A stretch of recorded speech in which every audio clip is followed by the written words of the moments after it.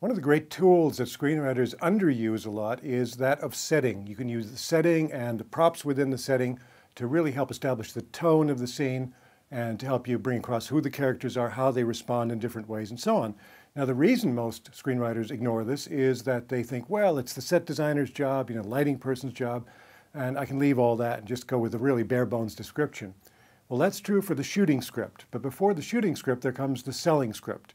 Because somebody that you're approaching, maybe it's an agent, a producer, somebody that you want to have fund you if you want to produce the movie yourself, somebody needs to have that movie come alive in their minds before there can be a shooting script.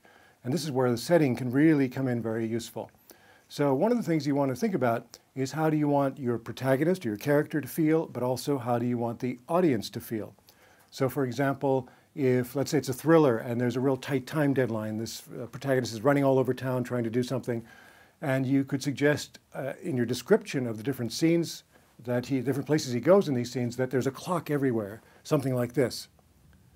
Or you might want to have your protagonist be someone for whom we feel sympathy in a moment that is stressful for him.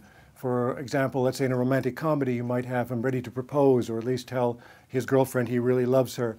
And they're walking along in a beautiful spring day in a park, and all the conditions look right. And then they realize it's one of those squares where there's lots of pesky entertainers like this guy. And that would be quite frustrating if you're trying to get your girlfriend to pay attention to you rather than to him doing his things behind you. So that's just another example of using an outdoor kind of setting and people within it to create a particular effect. The trick, of course, is to avoid cliches like the rainy day funeral. We've seen that one way too often. Or fireworks going off as the guy proposes, or that sort of thing. Find fresh alternatives. Now, there are three basic ways you can use settings. One of them is irony, where it's the opposite of what we would expect. So in that case, the funeral would be on a sunny day.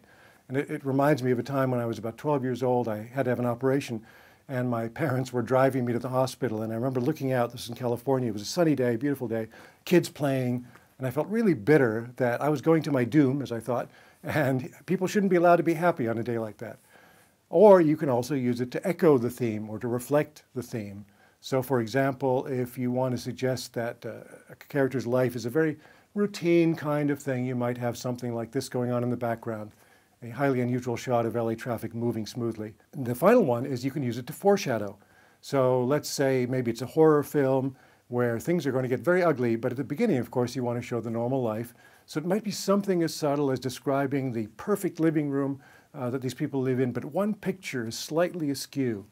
And again, it's not necessarily that these are big effects, but they're things that might not even register very consciously with the person reading the script, but it sends a signal to their unconscious mind that something's just a little bit off here.